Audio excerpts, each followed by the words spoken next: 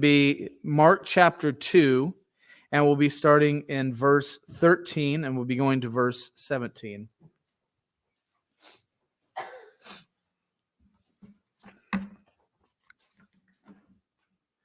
Today is one of those days where we have what might be called a matter of semantics. That we could say, Jeff, you're just taking two words that basically mean the same thing. We're making too much out of them. But I would always liken it to this, and unfortunately, Shelly just went downstairs. But I would compare it to this. My anniversary is coming up, and let's say we wake up in the morning on the 21st, and Shelly rolls over, and Shelly says, Jeff, we have been married for 18 years, and I've been thinking about our life together. And Jeff, I just have to tell you, I love you with everything I have. And I say, oh, that's so nice. Shelly, I like you so much. Men, is that the wrong answer? Yeah. Women, is that the wrong answer? Why? Because I might say I love Pop-Tarts or I like Pop-Tarts. So what's the difference in that situation? There's a huge difference, isn't there? And so sometimes words make a big difference, don't they? That choosing one word over the other might have some deep impact in how we think, how we relate, and how we live. So today we're going to be looking at two different words, concern versus compassion. And I would suggest that in the context of ministering to the lost, that there's a huge difference between the two. So we're going to talk about that a little bit. Our text for the day is going to come from Mark 2. And we've been looking at this discussion about the kingdom of God and its king. We've looked at who is the king of the kingdom? What is that king like? What is the kingdom like? How is the kingdom growing? We've looked at what does it mean to be a citizen of that kingdom and how should we live? We've talked about when that kingdom is going to be completely established. We've talked about how some will embrace the kingdom, some will not embrace the kingdom. And maybe the question that we want to ask today is simply this: who in the world is the kingdom for? Who has access to the kingdom of God? So let's read our passage and then we're going to start answering that question. Once again, Jesus went out beside the lake. A large crowd came to him, and he began to teach them. As he walked along, he saw Levi, son of Alphaeus, sitting at the tax collector's booth. Follow me, Jesus told him, and Levi got up and followed him. While Jesus was having dinner at Levi's house, many tax collectors and sinners were eating with him and his disciples, for there were many who had followed him. When the teachers of the law, who were Pharisees, saw him eating with the sinners and tax collectors, they asked his disciples, why does he eat with tax collectors and sinners? On hearing this, Jesus said to them, it's not the healthy who need a doctor, but the sick. I've not come to call the righteous, but sinners. In our passage for the day, Jesus is walking beside the Sea of Galilee, and a large crowd has gathered around him as he teaches. And this isn't anything new. We often see Jesus do this. And as he finishes teaching, he begins to walk along the shore, and he sees a man named Levi, or in some gospels, his name's Matthew, who is a tax collector. And Jesus simply says, follow me. He doesn't say much beyond that. Simply follow me. And we know that this is not really that different from what Jesus has done. We saw him do this with Peter and Andrew. He walks beside, he sees them working on their nets. Follow me. They get up, they leave everything and follow him. Goes down the road. He sees James and John. Basically the same thing. It doesn't necessarily tell us what exactly he says to them, but we would imagine that since he just immediately said, follow me to Peter and Andrew, probably said the same thing to James and John. And so there's really no difference between Jesus saying, follow me to Levi and those other guys. But maybe it's the type of person that Levi is that makes what Jesus has done different. Some of you guys know some stuff about tax collectors in the Bible time. So for you, I thought about just having Mitchell come up and doing this part, but I said probably not. But some of you guys know a lot of things about biblical tax collectors, and some of you don't. So I thought we would talk about it anyway. You guys know that Israel is occupied by the Romans, which means they have garrisons stationed throughout to basically, these are security checkpoints to keep people in line. And one of the things the Romans would do is they would heavily tax people. They would tax your property. They would tax your income. They would tax any exports that you sent out. They would tax any imports that came in. Basically, if you have a good that travels on the road, that will be taxed at least once, if not multiple times. And the taxes did a couple things. One, since it took money away from people, they had to work harder to get more money. And for those of you who have ever had a physically laborious job, you know that when you get home from those jobs, you don't necessarily want to build stuff. You typically want to go to sleep. When I worked at the cemetery, I'd get off at 5, take a shower, and I would be done for the day. I would just sit in the chair and just my brain would be done. Physically, I'd be done. And if you said, Jeff, do you want to stage a rebellion today? I would say, I'm too tired to even lift my fork to my face. That means I'm pretty tired, Shelby. I can't stage a rebellion. So they'd have no money to do a rebellion. So physically and economically, they've been shattered as a people. It keeps them in line. And so, as you can imagine, most people probably hated that very much, and they would rebel against it. And so the Romans had this idea that's great on paper, not so much in reality. They thought if we can hire people native to these lands to be the tax collectors, they'll be okay with it. So let's say we have to have a tax collector. Why don't we have Mitchell collect tax? How many guys like Mitchell? Yeah, we all love Mitchell. So if we have Mitchell collect taxes for us, it's going to go over well. It doesn't. In fact, the people begin to hate those who are tax collectors. And the tax collectors don't do much to help out because they're kind of corrupt. They would charge extra to pay for things or depending how they like. So, for example, who brought Ellie, you brought the chocolate chip cookies in today? The Romans need $150 in taxes. You brought the cookies in. I'm not going to charge you anything. $150 flat. Mitchell, you brought me spaghetti this week. It was pretty good, but you could have warmed it up before class. $150 for the Romans, $5 in taxes. I'll make it cheap. Jeffrey, my own son, $150 for the Romans. Your room's kind of $150 in taxes for you. So $300 total. You might say, well, that's corrupt. Ellie got out for free. Mitchell, you only charge $5. You're charging me another $150. Who you're going to complain to? The Romans? You complain to the Romans about paying taxes? Peanut butter to the throat. You're dead. Or they might say, I went to Ollie's yesterday and they have a surplus of action figures for cheap prices. Make sure you stop by the one on prior to Harrisburg or on 22. I went there yesterday. And I might say, there's at least 3 action figures I need them. And so because of that, let's see. Randy, $150 for the Romans. I would probably charge you normally $20. I need an extra $30 for the action figures. So, and you're basically making up that charge as you go, depending on what you want, what you need, your relationship with those people. This seems pretty suspect to me. And the answer is yes.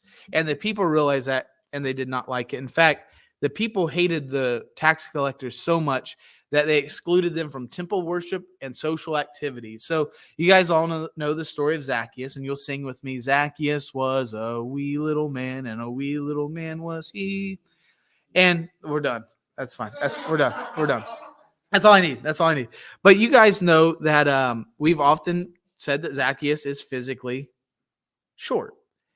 That is a way to translate the Greek word, but the Greek word also can be translated someone who has little social standing. So he could be a tall man, but what it gets at is the idea that nobody liked him and they keep him at bay. That people have a very little opinion of him in their background. So perhaps the reason that he cannot see Jesus is because the people are physically keeping him away from seeing Jesus because he doesn't belong. You don't belong with us.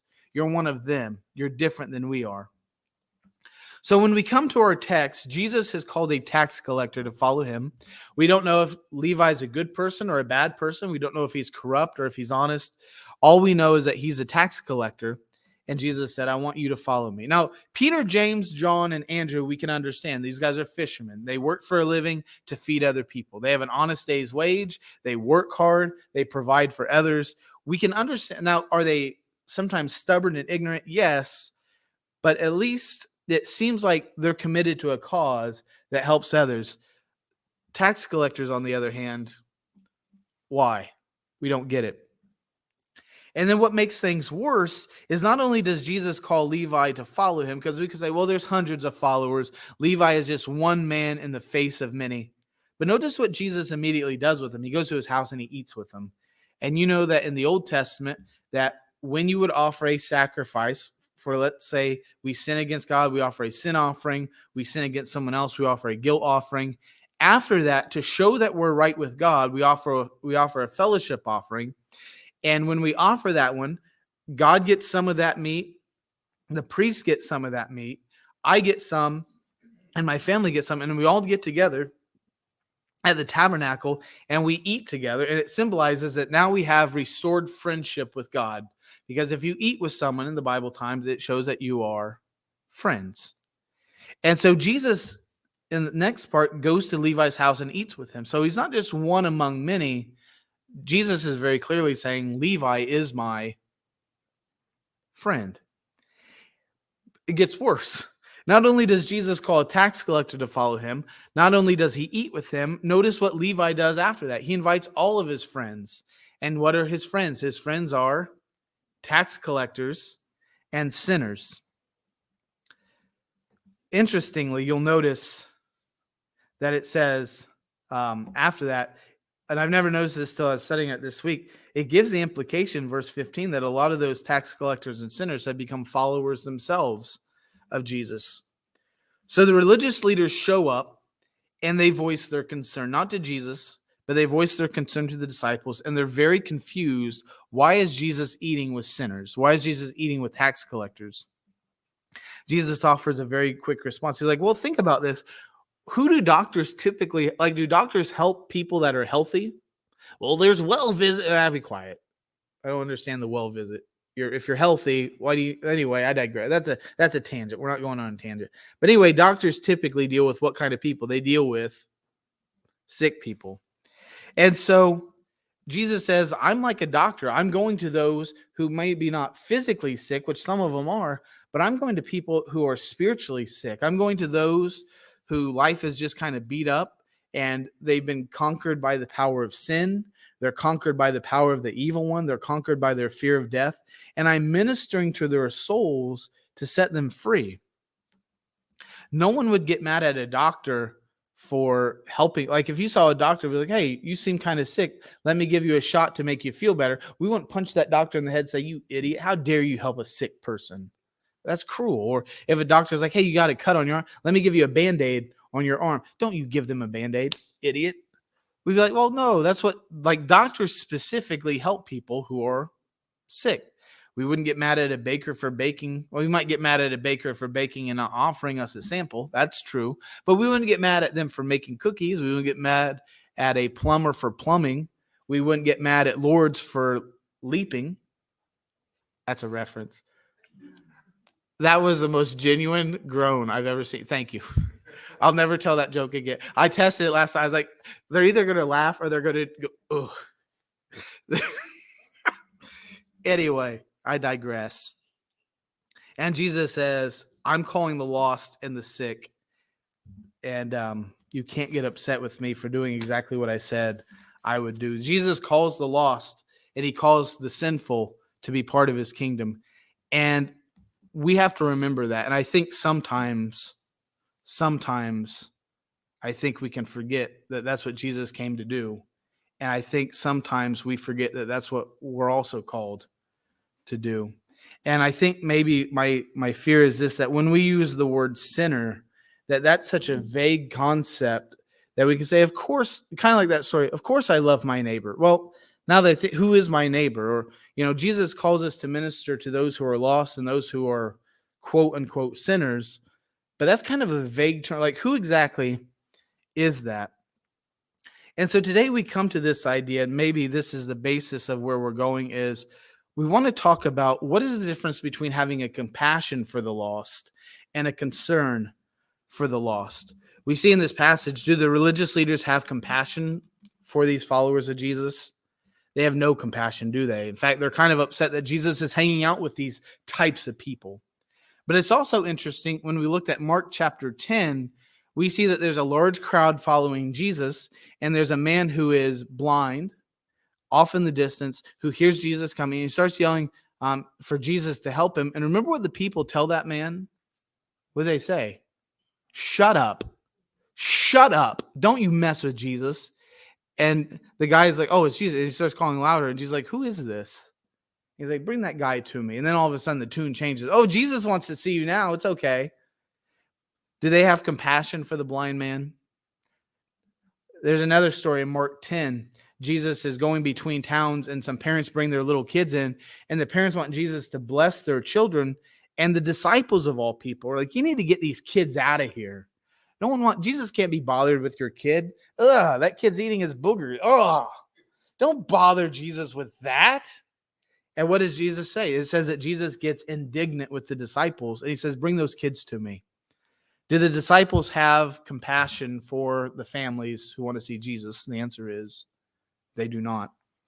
And so maybe the reality is in the Bible, is it clear that there are those who follow Jesus who do not have compassion for the lost? In the Bible, yes. Is it possible that the reason that those people are put in the Bible is because this is a pattern that maybe God's people will struggle with? That do we have a tendency not to have compassion for the lost? And I think the answer is, and I think to be pointed, is there a tendency for Sandhill Church to not have compassion for the lost? And I think the answer is, I think we do. So let's talk about this a little bit. And, like I said in my prayer time, I think this is something that kind of speaks to my heart a little bit. And I do kind of feel compassionate, I do kind of feel passionate about this subject. And like Shelley said yesterday, maybe you're passionate about it because you struggle with it too. And that might be true. And so, as I often say, I stand up here as one of you guys, that my membership is also at Sandhill Church. So what I say to you guys, I also say to myself. But like I also told Shelley, if pastors and preachers never preached on what they don't struggle with, there would be very few sermons ever preached. And so I think one thing we have to do is we do need to just kind of take a realistic view of what is the difference between having a concern for the lost and a compassion for the lost. Compassion means in Greek, which I'm not going to try to say it because it's a mouthful to say, but the Greek word for compassion, some of you guys know this, literally means your bowels are moved. Now, when we say our bowels are moved, we know what that means. That means that you probably ate tacos or burritos for supper last night and you're not feeling too well today. So that doesn't make, Jesus saw the lost and his bowels are moved. Ugh, that's great. Okay, well, that idiom probably doesn't make sense for us. A better way of saying it in English would be, instead of saying the bowels are moved, our heart's broken. Oh, okay. Well, what does it mean to have a broken heart? It means there's something inside of me. I mean, does it mean our heart's literally broken? No. But it means that there's something inside of me that when I see this situation, it draws me in, it moves me, it hurts me inside, and it draws me to that person to offer comfort and support to them. That is what Jesus says. When he sees the lost, what does Jesus do? He moves to help them. He offers to minister to their lives. So that's kind of, when we say compassion, that's what we're asking. When we see those who are in need, who are in pain, who are suffering, is there something inside of us that is broken for them that draws us to them to help them? Because if we look at them and say, wow, that sucks. I'm sorry they have to go through that. All right, what are we doing for the day, guys? Does that define the Greek word compassion? And the answer is, it doesn't. We would say you're concerned about that person, but we would not say there's compassion towards that person. So when we say concern, what does concern for the lost look like? Well, maybe 3 areas specifically, and hopefully none of these are us, but I do think we have to address them honestly. That one thing we might mean when we say that we have concern for the lost, and we see this in our text of Mark 2 and the 2 texts in Mark 10, is that there is a disdain for the lost. There's a hatred towards the lost. That when we look at this passage, when the Pharisees see Jesus eating with these people, are they happy about it? They actually are kind of maybe angry, offended, bothered. When the crowd hears this man calling for Jesus' help, are they happy to help? They're kind of angry about it, don't they? And when these people bring their kids to Jesus, the disciples get kind of fussy about it, don't they? It seems that there is a disdain that they have. And the reality is that sometimes lost people, and maybe many times lost people, just have different priorities than we do. They have a different perspective on things than we do. And sometimes when something is different, how do we treat things that are different? We often treat them with fear and sometimes disdain. Too often in the church, it's easy to mock those who are lost. I often tell this story. When at one of the churches I was at, we had an older gentleman who was suffering from Alzheimer's. And in the middle of January, in the middle of the night, it was like after midnight, for some reason, he got out in the woods in the middle of a blizzard. Didn't know who he was, didn't know where to get home. And he's just wandering through the woods. And praise the Lord, some lady was driving by and saw an elderly man, no jacket and barefoot, walking through the woods in the middle of January, in the middle of a blizzard, in the middle of the night. And it's like, this doesn't seem right. And she gets out and she goes to help him.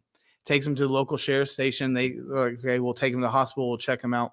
Imagine if she would have pulled over and said, you know what? That guy's made some bad decisions. I'm just going to let him, he's going to suffer the consequences for what's going through.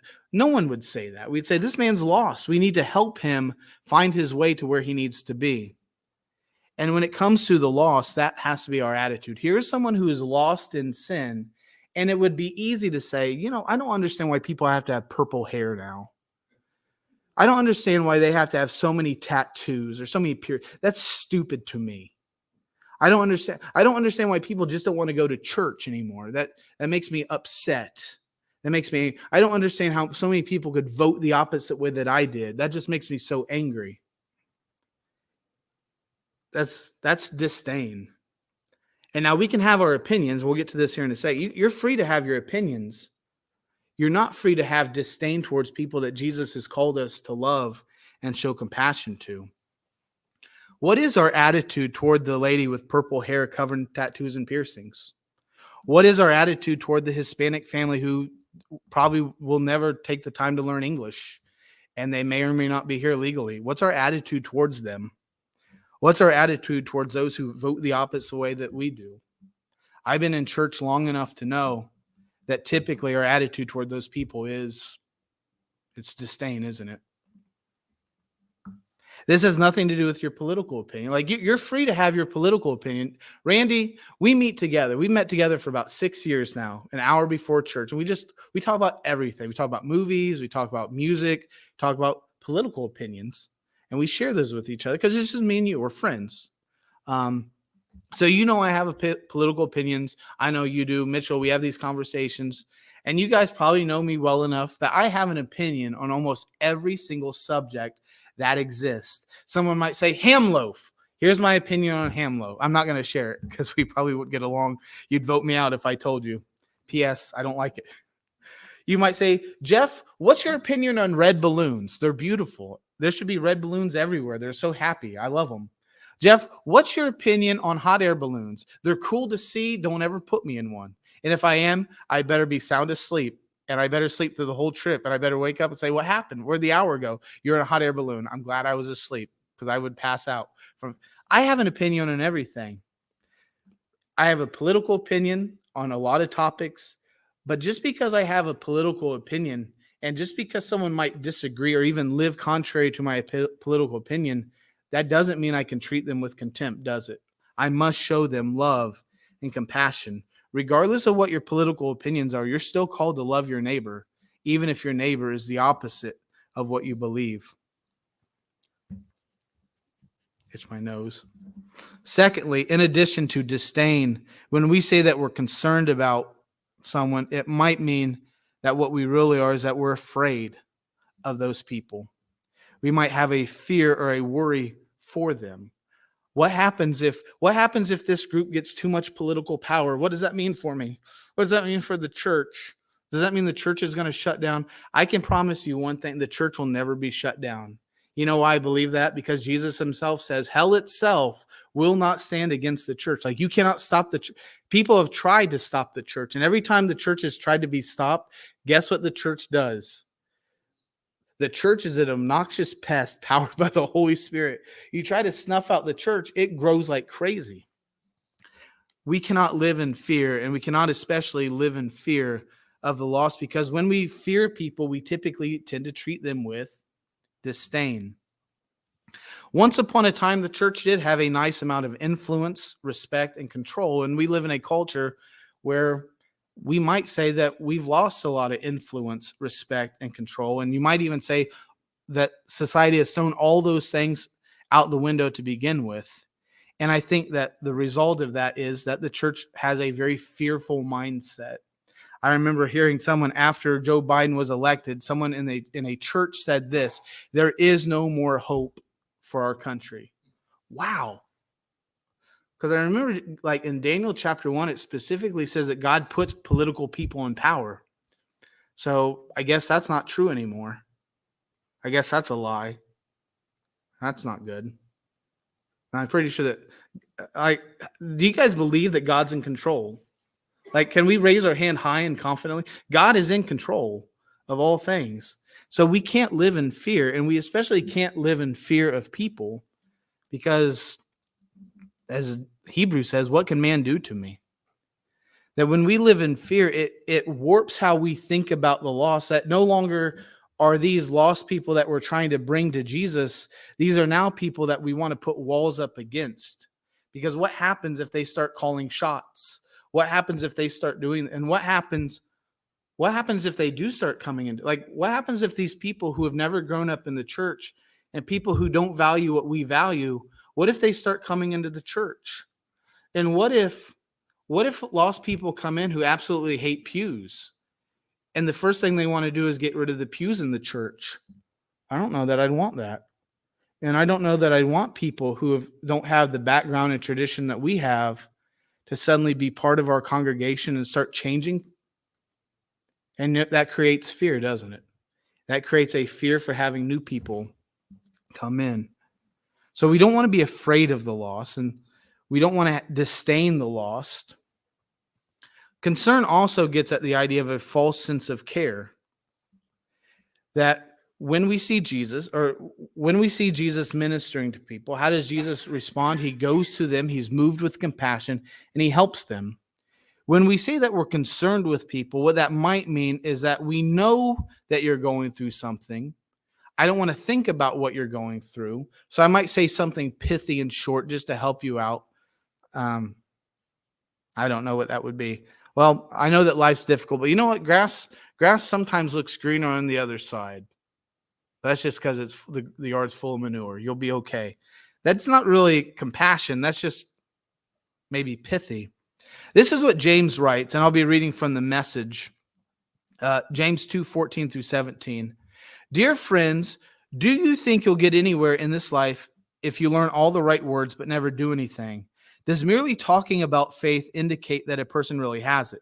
For instance, you come upon an old friend dressed in rags and half starved to death and say, "Good morning, friend.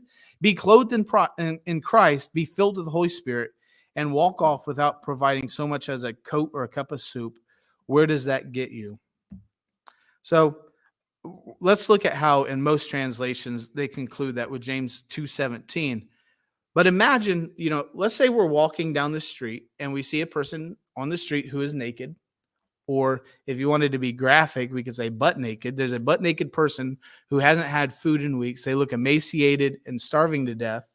And our response, as James says, well, I wish you well. I'll be praying for you. And we turn and we leave. What does James say we've done to that person? Can someone say it? Like, we've killed. Yeah, James says you've killed that person. He says, if you have the ability to help that person and you don't, and all you say is, well, have a good day. I hope Jesus can comfort you in your time of loss. Like, Jesus is comforting them, but who is Jesus comforting them through? And the answer is you.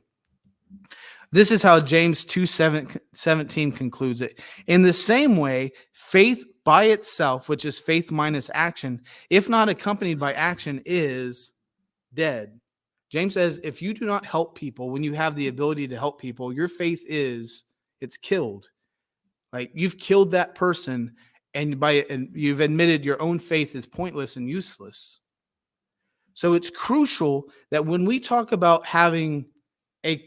when we see those who are lost and dying, it's crucial that we check ourselves and make sure that we don't have these three attitudes of what we could call concern.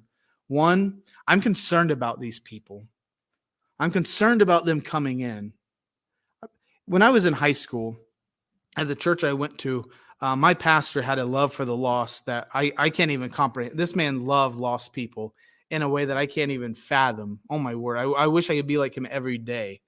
But anyway, he worked at a halfway house for juvenile delinquents. So they would get out of juvenile detention. They'd go to this house for X number of weeks, and then they'd be released back into society. And he worked it out that those kids could come to our church. And the rule was he could bring as many kids as he could fit in one vehicle. And so I noticed that every week he went to pick these kids up, the vehicle got bigger. I think if he could have taken like a cruise ship to go get, he would have. And what that meant was every week we had more and more of these kids from the wrong side of the track. And they changed things up. Like they did not respect things like the rest of the other kids did that grew up in the church. And so a couple weeks into this, as we started getting more kids from there than we had kids at church, one of the teens who had gone to the church her whole life caught me in the basement. She said, "Jeff, can we talk?" And I said, "Sure." And I said, "What's up?" And she said, "I want you to talk." And my pastor's name was Jeff, which is convenient because it makes life easier when everyone in your life is named Jeff. So when you guys have grandkids, every grandkid's got to be named Jeff. It's just going to make my life easier. Anyway, so my pastor's named Jeff, and she's like, "Jeff, can you talk to Pastor Jeff? And I'd like you to ask him to quit bringing these kids to church." I was like, "Well, why?" And she said, "Because when they're here, it scares me. And I don't like how our church looks when they're here." First, I said this. I said, "Well, first, thank you for your honesty, because most people I don't think would ever be brave enough to actually say that out loud. And secondly, like, you do realize this is what Jesus called us to do. Like, Jesus called us to go to people that are lost and hurting and in pain and bring them into the church and minister to them. Like, he's doing what we're called to do, and all of us should be doing this. When we say that we're concerned, what we might mean is one of, and again, you could say, "Well, Jeff, this is just we're talking about semantics at this point. Tomato, tomato, potato, potato." All right, I get it. But when we talk about being concerned for the lost, what we might really mean is I have a disdain for the lost. I don't like these people because they dress different, they act different, they vote different.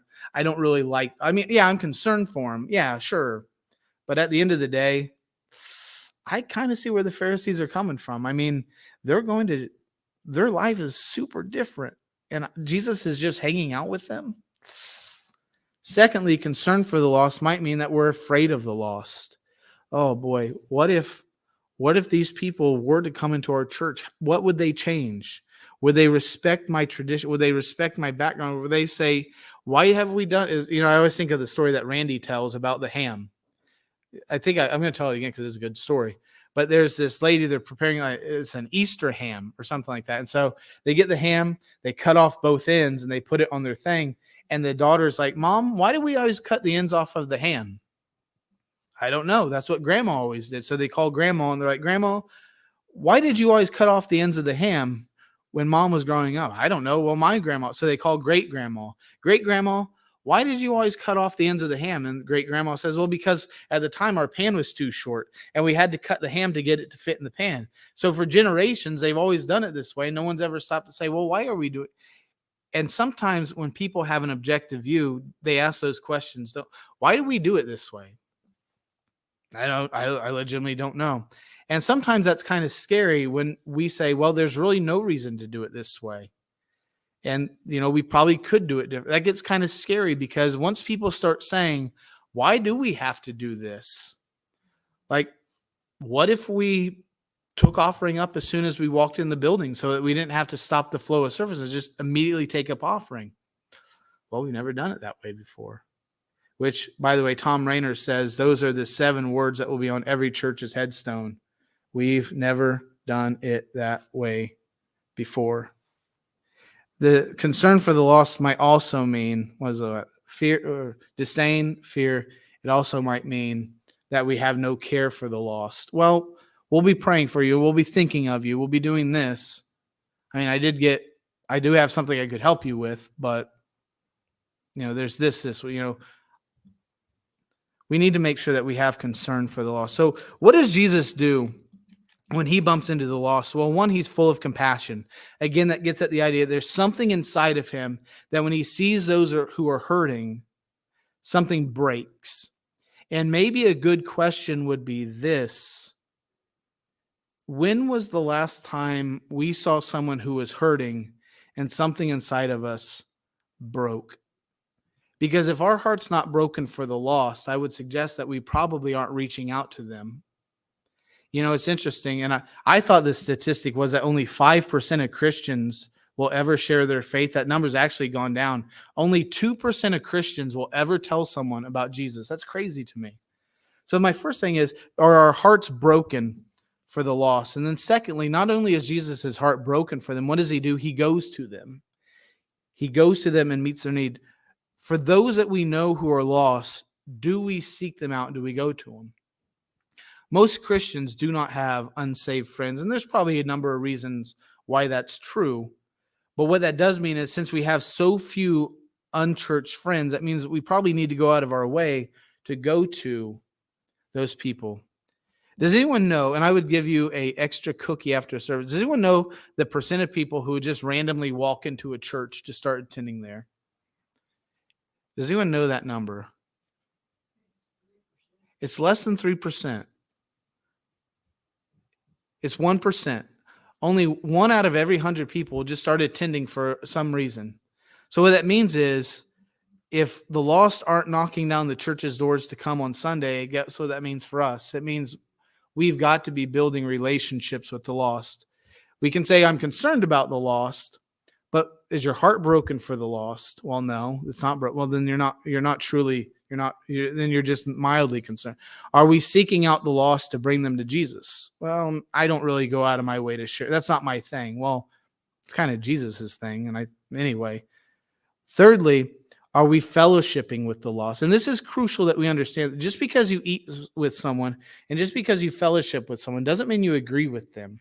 Mitchell and I have some very strong differences on the X-Men character Cyclops, but I still invite Mitchell to eat with me. Mitchell's one of my closest friends that I've ever had. And I hope that's okay to say that, Mitchell. I really like spending time with you. You're a good young man. I like that. But we don't agree on everything. And we have some debates, and same with Randy. We have debates about stuff. But we still fellowship with one another because there's still dignity that we have. And so just because we fellowship and spend time with someone doesn't mean that we agree with what they do. And we might disagree with everything they do. And the more we talk, we might have to find things that we have in common. But, most people tend to eat. Like, have you ever met someone who refuses to? Not typically, do we? Most people love food. And this is, praise God for this, most people love baked goods. Now, I know there's some poor souls out there who cannot eat baked goods that are delicious, and I'm so sorry for you. But most people love food. So no matter how dissimilar our opinions are, no matter where your background is, no matter what your political views are, no matter what your sexual views are, guess what? I can almost guarantee everybody loves, this is what Randy said. This is the most profound thing you've ever said. Everyone loves cookies. We might not agree on everything, but guess what? I've got some cookies and I'd love to eat a cookie with you. That's easy to do. I love candy. Almost everyone loves candy, Shelby. And you're like the Willy Wonka of life, always having candy. I love it. We can fellowship with people, can't we? And as we fellowship with them, guess what else Jesus does? He listens to them. What do you want? Oh, I just want to be healed. So we are moved. Then we're physically moved towards. We're moved on the inside. Then we physically move towards. We fellowship with, possibly eat. And we just listen. Just listen to their story. I don't know I don't even know remotely how to tell this person I just met about Jesus. Well, maybe you don't because you have no idea what they're going through. Maybe just listen to them for a while. And as we listen to somebody, guess what we're going to hear? We're going to hear in their story where they need Jesus. And so if we want to have compassion, how do we have compassion? Easy. And you can write these 4 things down. 1, we need to be broken on the inside. Well, I don't feel broken towards the lost. Well, come up here and pray. God, help my heart to be broken for the lost. It's that easy. 2, move towards the lost. Well, I don't have any lost friends. Well, I guarantee if you say, God, help me find someone who needs to know the gospel, I've never had a day where I said, God, bring someone into my life who doesn't know the gospel without God actually doing that. He always does. Thirdly, we have to fellowship with those people and build relationships with them. And fourth, we just listen to them. And then the last one is, at some point, we share the message and the love of Jesus with that person. It seems like you're having a hard time in life. Can I just offer you the hope that I have in Jesus? What if they make fun of you? Well, if you've invested in them, I don't think they're going to. Like, if you've spent that time fellowshipping with them and loving them, they're probably not going to reject you like you think they are. That's just fear. We're called to be compassionate towards the lost, which means we can't fear the lost. We can't have disdain for the lost, and we can't have fake compassion for the lost. We have to have true compassion that draws us close to them so that we can share Jesus with them. And so I think my question that I would ask today is this, is when it comes to showing compassion to the lost or being concerned about the lost, which of those two would you say characterizes you? Are you compassionate? You're moving towards them, you're sharing Jesus with them, or do you just have some concerned about that person? And I think my other question would, well, maybe not a question, my plea would be, let's not leave here today without answering that question realistically and honestly. And, we often say things like, what do we need to get the church to grow? Bottom line, do we have compassion for the lost? Or are we concerned for the lost? So with that, Nick, I'm going to let you shut us down. And we're going to close out with By Our Love. We're going to sing that together. And if you want God to break your heart for the lost, I'm going to invite you to come up and just say, God, will you help me to love the